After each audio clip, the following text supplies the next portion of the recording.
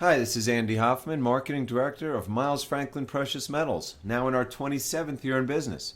It's Monday morning, December 28, 2015, and the title of this week's audio blog is 2014 and 2015 Review and 2016 Predictions. Actually, it's still Sunday morning, but this might take some time to complete before taping tomorrow.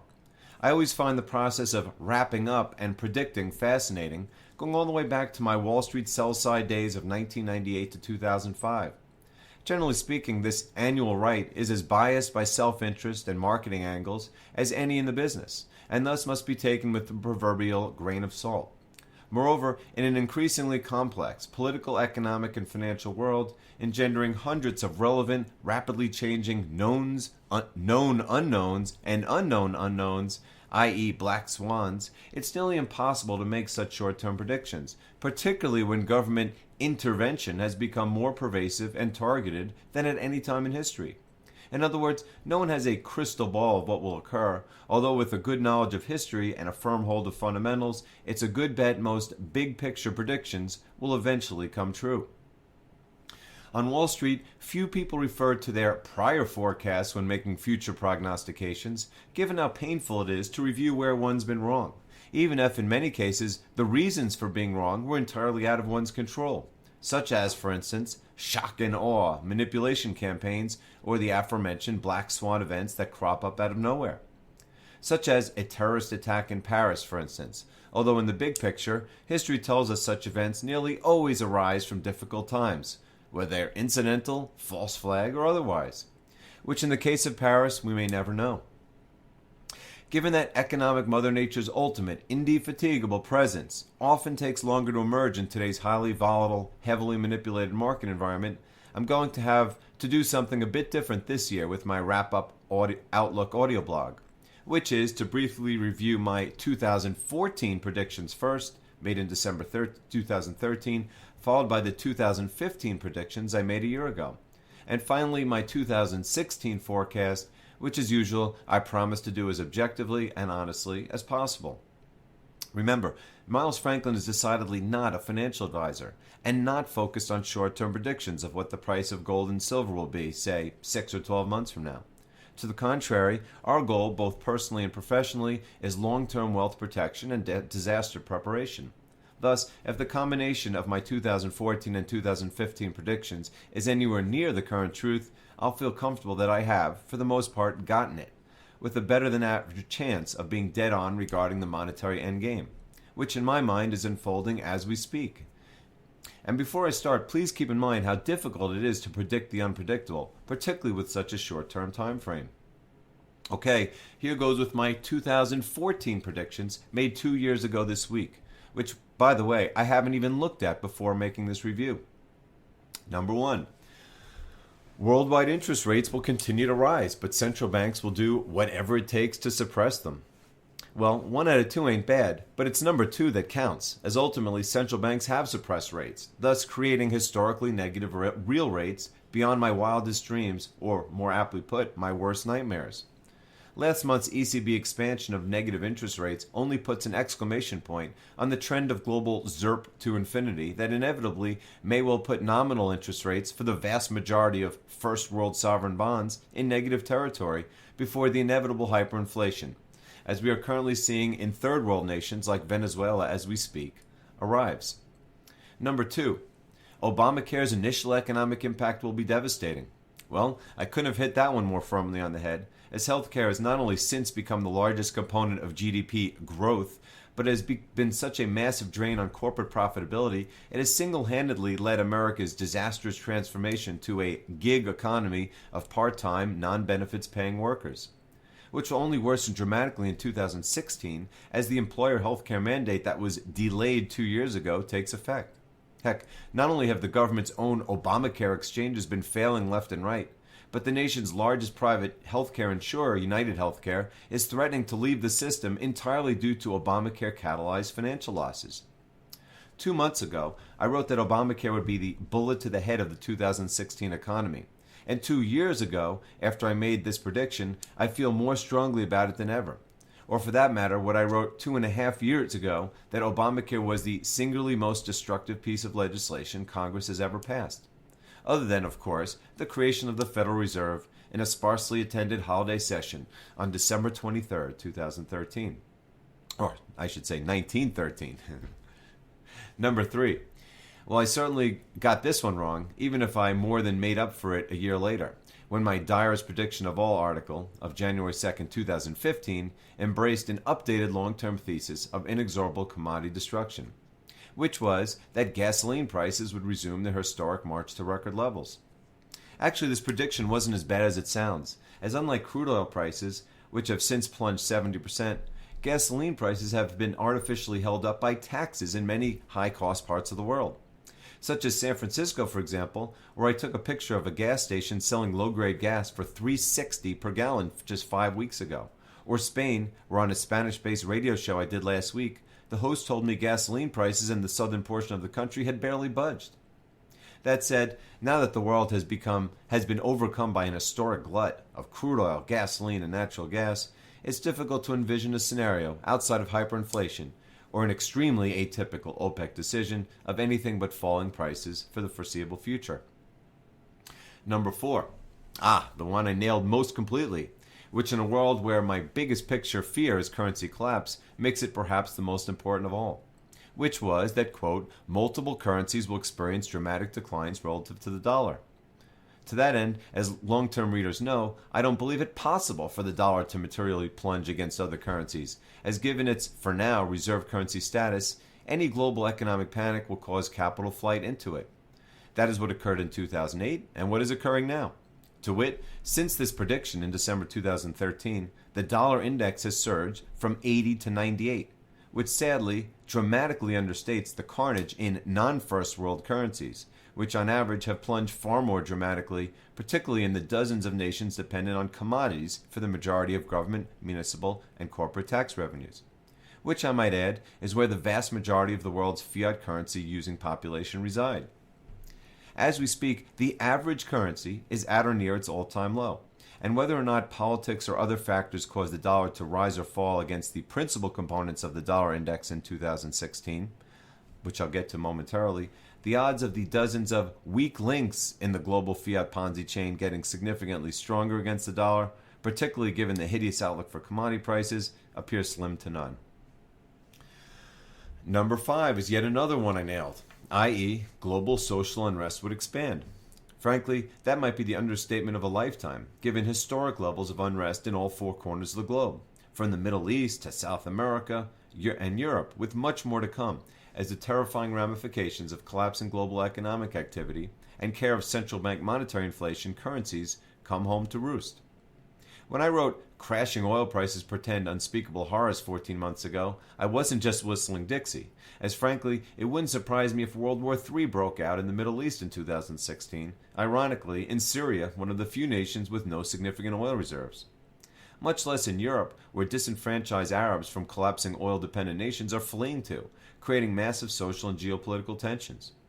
In many ways, 2016 could prove to be the most pivotal socio-economic point in modern history, with this year's historic elections in Spain, Italy, Portugal, and Greece, and France potentially being supplanted by the overthrow of the Brazilian government, the Brexit of Great Britain from the European Union, and the failure of a majority government to be formed in Spain, just before Catalonia, Spain's wealthiest province, votes to secede.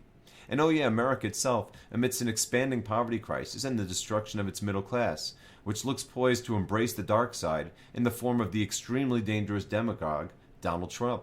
And that's just the, in Donald Rumsfeld's words, known unknowns. As for my number 6 prediction for 2014, again, 2014, not 2015, I predicted the gap between paper and physical gold and silver prices will expand. This one is difficult to gauge, as despite record physical demand for both metals, first in 2014 and next in 2015, not to mention collapsing above-ground inventories, on and off backwardation of the futures markets, and both peak gold and silver in 2015, evidence of physical shortages has been sporadic at best. In the gold market, we've yet to see shortages develop in the retail segment, although admittedly retail markets in many other markets have tightened up due to tariffs, taxes, and other regulations. However, the silver market has unquestionably tightened significantly amidst record physical demand in the U.S. and Royal Canadian Mints, for example, in both 2014 and 2015. In fact, this summer, from the time of the Sunday night paper massacre in mid-July until roughly mid-September, U.S. physical silver supply dried up, yielding dramatic premium increases and delivery delays. Though not as dramatic as in 2008, it was certainly a clear signal that silver is just one major crisis from a severe, debilitating physical shortage. As for 2014 prediction number 7, that the glaring weakness in true U.S. unemployment will become widely understood, I'm quite sure I nailed that one too. Since then, whilst the official U.S. unemployment rate has plunged from 6.7% to 5.0%, ironically the same rate as in April 2008, just before the economy crashed, the labor participation rate has collapsed from 63% to a new 38-year low of 62.5%. Whilst the mix of new jobs, that is the ones not created by the birth-death model, has been dominated by part-time, minimum wage, benefitless jobs in the retail and healthcare sectors, nearly exclusively in the 55-plus age category, as millions of elderly, savingsless citizens take menial jobs because the American dream of one's golden years of retirement has been destroyed by economic ruin and monetary inflation. For 2014 prediction number 8, I anticipated that interest in alternative currencies will expand worldwide. And by alternative currencies, I was of course referring to Bitcoin as much as gold and silver. And please note, I never predicted alternative currencies would definitely rise in 2014, only that interest would increase as fiat currencies were debauched. Regarding the former, I certainly couldn't have foreseen the bankruptcy of the world's largest Bitcoin exchange, Mt. Gox, in February 2014, which not only caused Bitcoin prices to crash 90% in short order, but scarred the fledgling currency's reputation for months thereafter. That said, it has recently had a resurgence, rising as high as $500 per coin last month, and it remains to be seen how it will react to further fiat currency collapses and government capital controls in 2016 and beyond. As for gold and silver, again, the conflict of exploding, record physical demand and historic, unrelenting paper suppression has been one of the biggest financial market stories of 2014 and 2015, and unquestionably will be so again in 2016, as economic Mother Nature inches and perhaps surges toward her inevitable victory over what I deem the New York gold pool. Last but not least, my final 2014 prediction was decidedly wrong, that the gold-silver ratio would decline. As during 2014, despite record global silver demand, the ratio rose from 62 to 74, i.e. the upper end of the trading range of roughly 50 to 80 of the past 20 years. That said, it spent 2015 trading in an extremely tight range, despite the horrific commodity collapse that arguably should have caused the gold-silver ratio to surge further, as it did in the early stage of the 2008 cartel-orchestrated commodity crash. As I write, it looks like 2015 will end with the gold-silver ratio at exactly where it started, around 74, lending evidence that it may well be stabilizing, particularly in light of the aforementioned severe physical shortage we experienced late this summer. Well, that was my late 2013 predictions for 2014, which, cumulatively speaking, were quite prescient. Not even close to 100%, in many cases still incomplete. However, the big picture items played out quite close to my expectations, whilst the market-based one, particularly as relates to precious metals, were influenced more by expanding levels of official and unofficial intervention than anything else. That said, as you're about to see, my late 2014 predictions for 2015 were, for all intents and purposes, a Grand Slam home run, starting with my first prognostication of retail Armageddon. Well, that one's a no-brainer slam dunk, as not only did 2014 turn out to be the worst holiday spending season since 2009, but full year 2015 retail spending has been disastrous, from 1% retailers like Nordstrom's to middle-class chains like Macy's and the home of the 99% Walmart, which this fall predicted next year's sales would be no better than this year's. Throw in the hideous statistic of Black Friday sales falling a whopping 10% from a year ago, and massive across-the-board discounting, such as Microsoft's 17-day 50% off sale on Xboxes, and unquestionably retail Armageddon has arrived. And just wait until 2016, when the record amount of inventories, employees, and commercial real estate properties have to be liquidated. Secondly, I predicted last December that we'd see the return of the pigs. Again, this story is far from complete. However, indisputably, the Greek situation has morphed into complete political, economic, and social chaos, featuring the Greek people first voting in the anti-Euro Syriza party in January, then voting Oxy to July's nationwide referendum regarding the potential third Troika bailout, only to be ignored by the government, which technically defaulted on the nation's debt, setting up what will inevitably be a nation-destroying calamity in the coming years.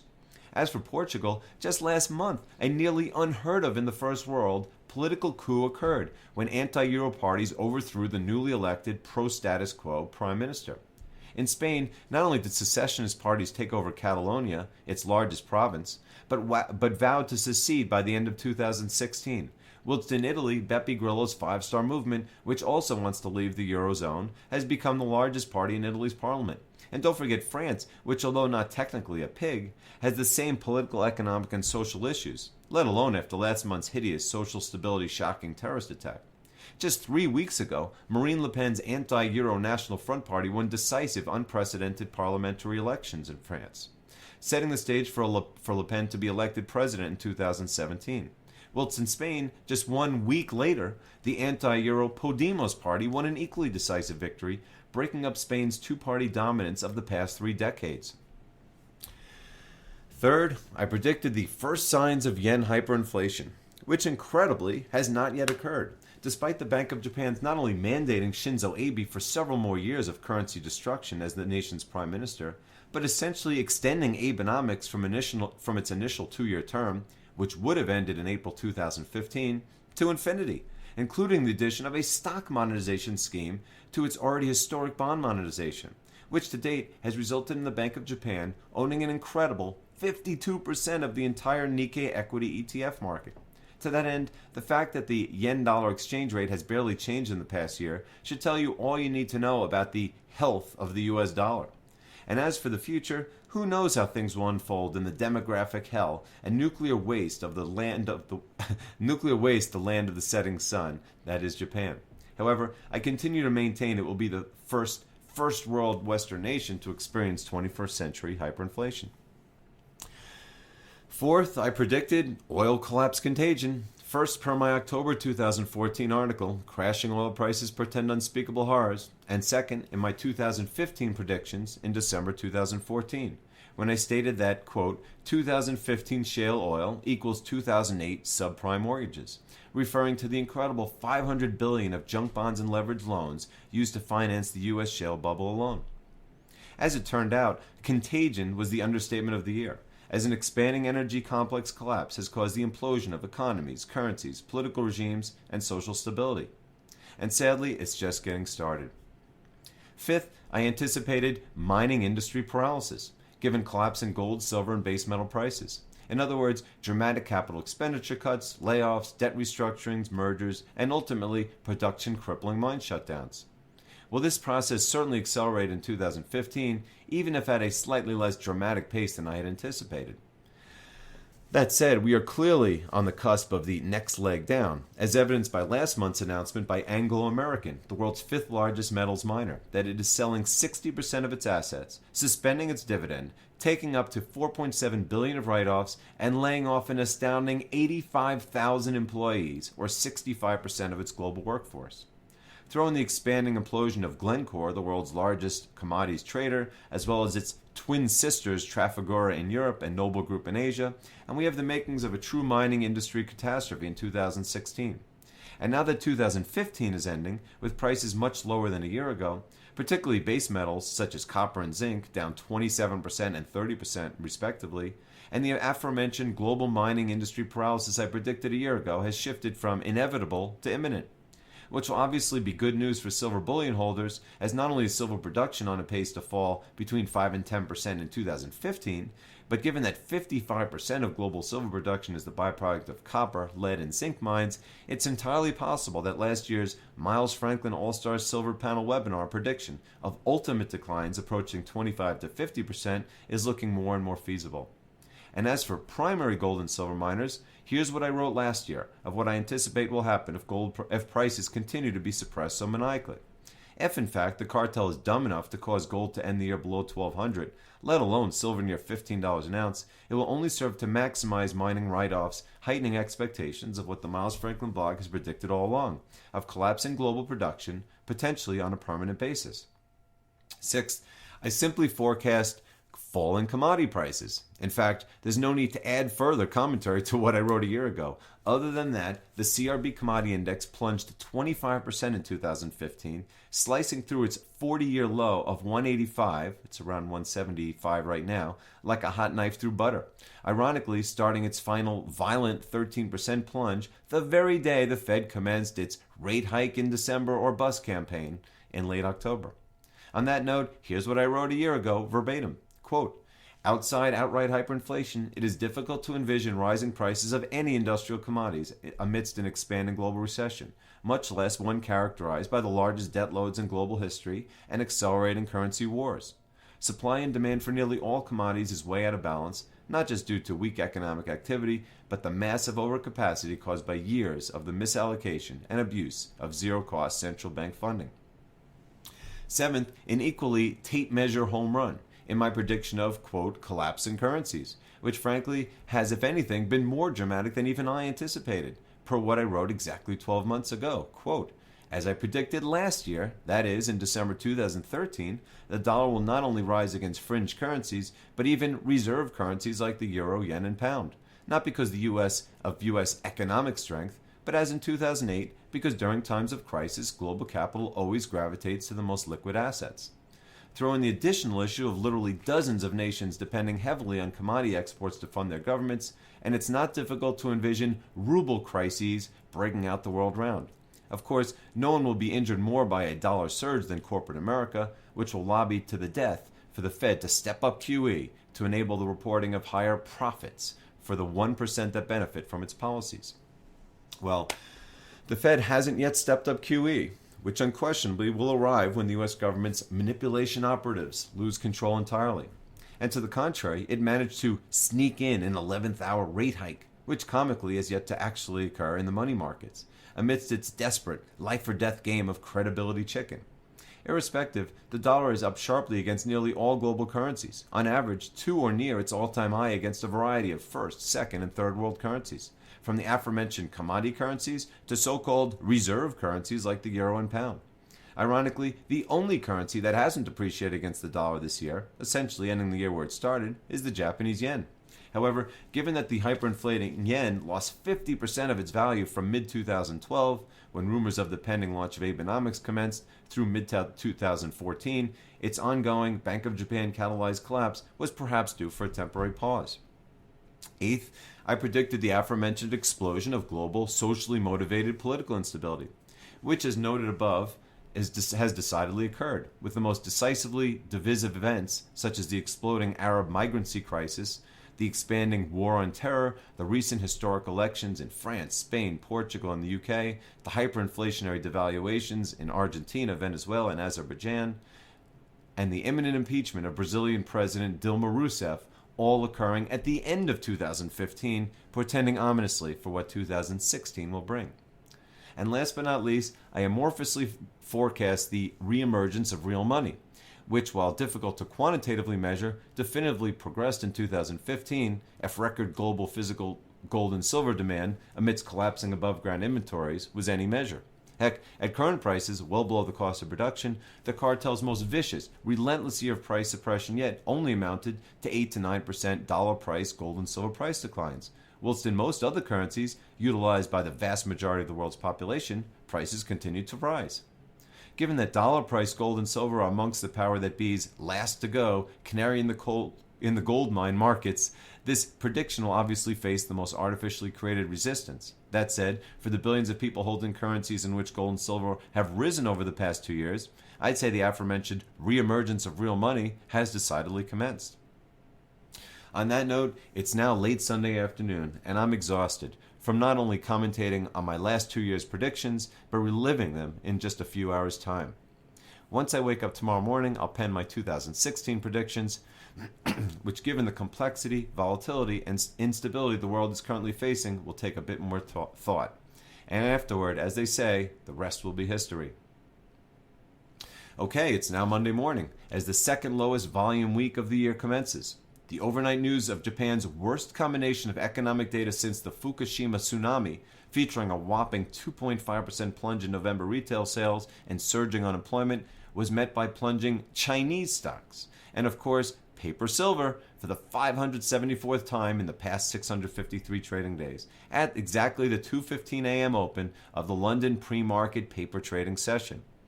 Japanese stocks, of course, were higher, whilst U.S. and European stocks were flat, and the dollar and 10-year Treasury yield were essentially unchanged. Makes a lot of sense, huh? Throw in the head of ISIS calling for a global jihad, and the publication of extremely alarming financial data from the rate-hiking Fed that in the last quarter alone, U.S. bank demands for commercial and industrial loan collateral had their largest ever spike to an all-time high level, and you can see why investors were so fearful of silver, but indifferent to stocks, bonds, and the dollar, right? And by the way, if one headline tells a story of where the entire world's political and economic situation is headed, it's this weekend's headline from Ontario, Canada, i.e. the global center of mining finance, where the province's leader, Kathleen Wynne, is asking patriots to donate their tax refund or write a personal check to defray the province's massive $300 billion debt load. Putting that gargantuan amount into perspective, Ontario's population is just 35% of that of California, America's most debt-infested, overregulated, overtaxed state. However, Ontario's $300 billion of debt is a whopping 70% of California's $430 billion.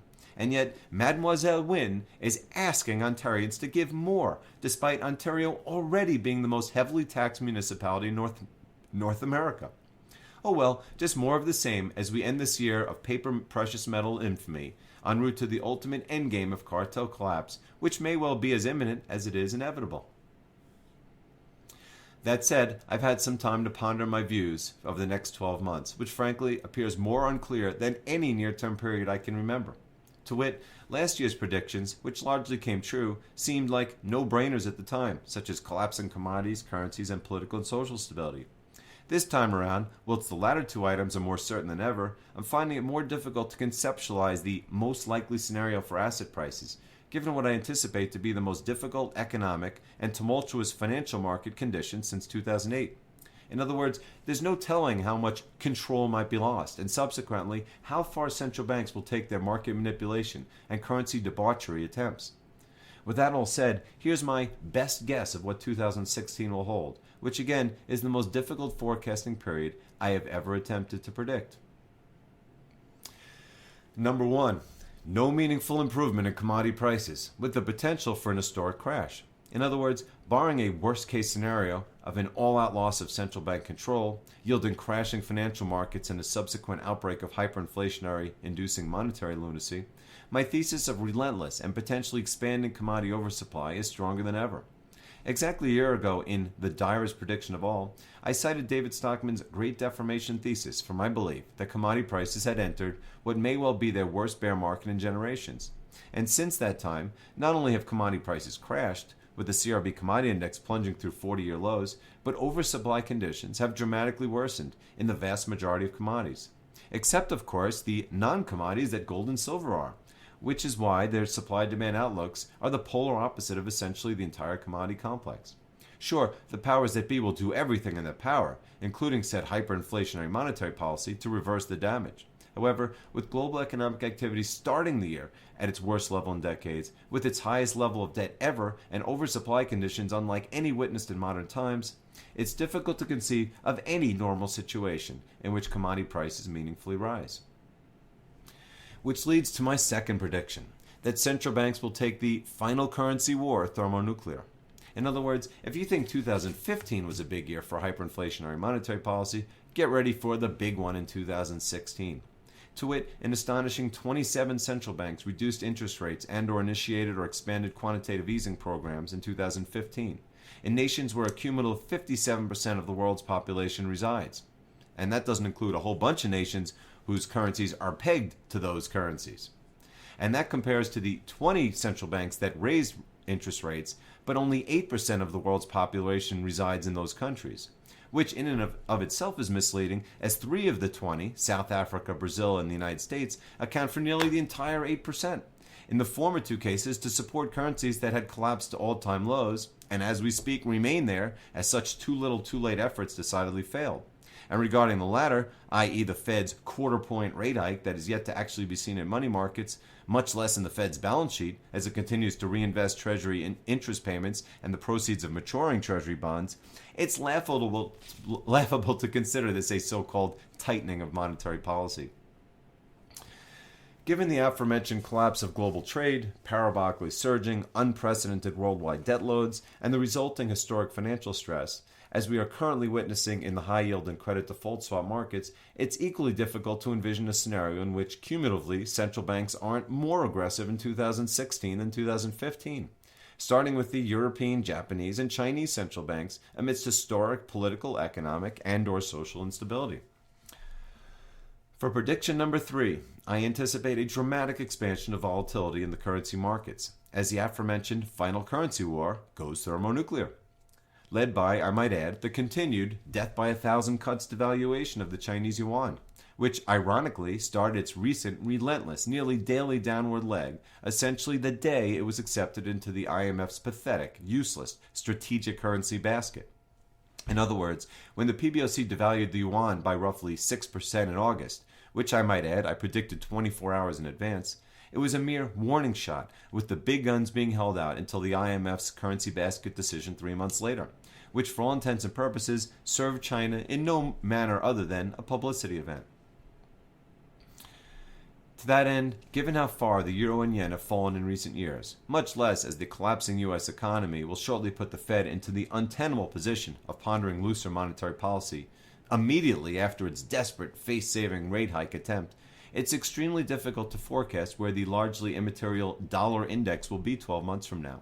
Frankly, there's no telling how these so-called big 3 central banks will respond, given the various political and economic pressures weighing on them, let alone amidst a U.S. election year, where the democratically appointed Fed chairman will unquestionably do whatever it takes to help Hillary Clinton. That said, given my earlier forecast of continued commodity price weakness and thus global economic deterioration, it's equally difficult to envision a scenario where the dollar materially declines against the peripheral currencies of nations where more than half the world's population resides.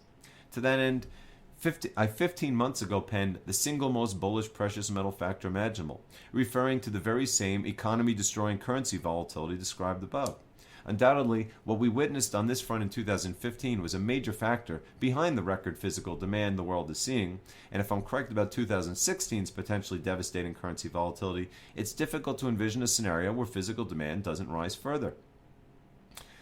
Which leads me to prediction number 4, i.e. that quantitatively, global economic activity will weaken significantly in 2016, from levels I have currently characterized as the worst of our lifetimes.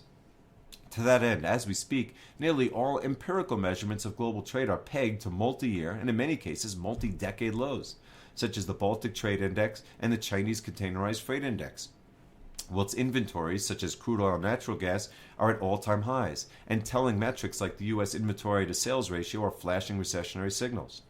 Amidst an environment of surging debt levels, collapsing retail sales, and expanding government regulations, like Obamacare for example, it's difficult to envision any other scenario than weakening global economic activity, including, I might add, a better than 50% chance that, despite the most advanced data cooking tools of all time, the Bureau of Labor Statistics is forced to admit not only negative GDP growth, but a rising unemployment rate.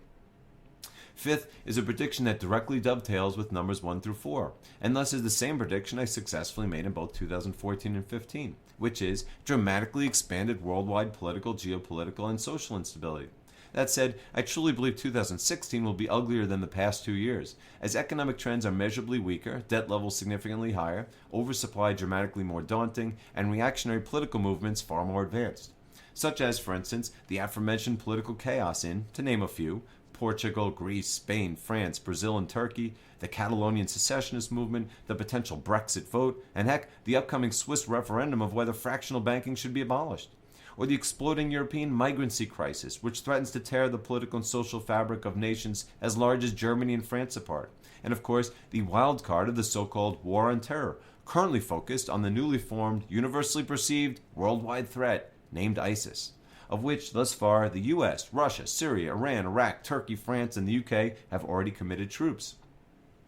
Sixth is one of the most difficult of all my predictions, which is the direction of interest rates. In a world where collapsing currencies are pushing rates of second and third world rates up, whilst ZERP and QE programs and expectations are simultaneously pressuring rates in supposedly first world regions like Europe, Japan, and the US. To that end, it's difficult to envision such trends changing anytime soon, given my expectation of extreme currency volatility and economic weakness. Yes, hyperinflation is the end game that must eventually arrive. However, the path to and timeline of such a world-changing event are nearly impossible to predict. So I'm going to simply assume a most likely scenario of continued monetary easing, debt monetization, and rate suppression in first world nations, with a far less sanguine outlook for so-called emerging markets, which are far closer to said endgame and far more likely to advance toward it in short order, particularly in so-called BRICS nations like Brazil, South Africa, and Russia, which are so hopelessly dependent on strong commodity prices. As for the United States, the proverbial $64,000 question is when the Fed will be forced by deteriorating economic data and potentially financial markets to reverse course, admit the recovery is dying or dead, and consequently return to aggressive, overt easing mode. What odds do I attribute to such a scenario over the next 12 months? Let's say 60 to 70%. Seventh is a prediction everyone should pay close attention to, as it could directly affect your personal finances, which is increasing worldwide draconian government attempts to steal your money in some way, shape, or form. Such movements have been gaining momentum for years, and hopefully you haven't forgotten the type of things that were discussed at the height of the last financial crisis in 2008, such as, for instance, the confiscation of IRAs, capital controls, and the prevention of cash withdrawals from banks. Since then, we have seen several isolated active asset grabs, such as 2013's Cyprus bail-ins. However, passive movements like enactment of the U.S. FBAR and FATCA laws the official enactment of bail-in protocols in nearly all Western nations, including the U.S., are where the real danger resides, as all it takes is one major crisis for such passivity to morph to action. Just look at the aforementioned Ontario request to volunteer personal funds to pay down the province's skyrocketing debts, if you want a blaring red warning. Or heck, the equally skyrocketing costs of Obamacare, which undoubtedly will become the subject of future tax increase debates. Or India's until now request for citizens to lend the government their gold in return for hyperinflating rupees at the embarrassingly low interest rate of 2%, which has thus far failed. Or Brazil's inability to fund its own Olympic Games, which will unquestionably lead to creative government funding efforts. Or Europe's dire attempt to fund future Greek bailouts when no such funds exist. Or Spain's to fund a potentially Catalonia-less nation. Or who knows how many nations' efforts to fund Middle Eastern war when it inevitably escalates, etc., etc., etc. Or, in other words, a rallying cry to protect oneself, such as, in Jim Sinclair's words, getting out of the system as best as possible, financially arming oneself with precious metals stored in a place you consider safe, we'd suggest our Brinks Montreal storage program, and generally speaking, starting to consider when and how your government might start to do what governments have done throughout history, particularly those utilizing collapsing fiat currencies as monetary assets. Last but not least is the question most of you want to know most, which is, what will gold and silver prices do over the next 12 months? The most difficult question of all, given how the ultimate canaries in the coal mine are by far the most manipulated markets on the planet, as they have been for the past 15 years, but particularly since they nearly destroyed history's largest, broadest, most destructive fiat Ponzi scheme 4 years ago. And frankly, the manipulation motto I mumbled circa 2005, i.e. each day worse than the last, has never been more relevant, as easily 2015 witnessed the most relentless, blatant price suppression efforts yet. Which shouldn't surprise anyone given the exponential increase in worldwide money printing, debt, and systemic instability, which could easily go parabolic if gold and silver price suppression fails to do its job. That said, the dramatic escalation of such ominous political, economic, and monetary issues, combined with the aforementioned gold and silver price suppression, has yielded record-high physical precious metals demand, for all intents and purposes, record-low physical inventories, and last but not least, peak gold and silver this year with the prospect of further, potentially dramatic declines for years to come. To that end, you ask, will 2016 be the year when the covert New York gold pool disintegrates, as the overt London gold pool did in 1968? And if so, will it be due to a usual suspect, like a physical COMEX default, a black swan event, like bombs over the Middle East, a Greek default, or a draconian decree from Donald Trump? Or putting it simply, the inevitable swamping of razor-thin supplies by surging global demand? I have no idea, and won't purport to even give odds that this will occur in 2016. However, I will certainly say that said odds are higher than at any time since I entered the sector in 2002, and given the aforementioned perfect storm of surging demand, vanishing inventories, plunging supply, collapsing currencies, exploding central bank money printing, expanding social unrest, and burgeoning worldwide military confrontation, it's difficult to envision a situation in which the 4-year bear market in dollar-priced gold and silver doesn't end, particularly as nearly all precious metal mines and base metal mines that produce precious metals as product are hemorrhaging money and thus likely to start shutting down en masse, particularly after year-end reserve resource and operations reviews are completed. And again, I'm only referring to the so-called bear market in dollar-priced gold and silver. As for the billions of people that utilize collapsing currencies the world around, precious metal prices decidedly bottomed in the past 12 to 24 months. On that note, I think I'm about tapped out on this financial labor of love, which has taken me close to 5 hours to script. Hopefully that's enough to digest over the New Year's weekend. I wish I had something more positive to say, but my reputation has been developed over the past 13 years by speaking the truth. To that end, my message of wealth protection with gold and silver, which I have personally heeded since 2002, has never been more urgent. And thus, I'll conclude by wishing you and yours a fantastic holiday and a happy and prosperous new year. And when the calendar turns next week, if you do decide to protect your assets with precious metals, we hope you'll call Miles Franklin at 800-822-8080 and give us a chance to earn your business. And as always, I can be reached via email at ahoffman@milesfranklin.com. Thanks very much.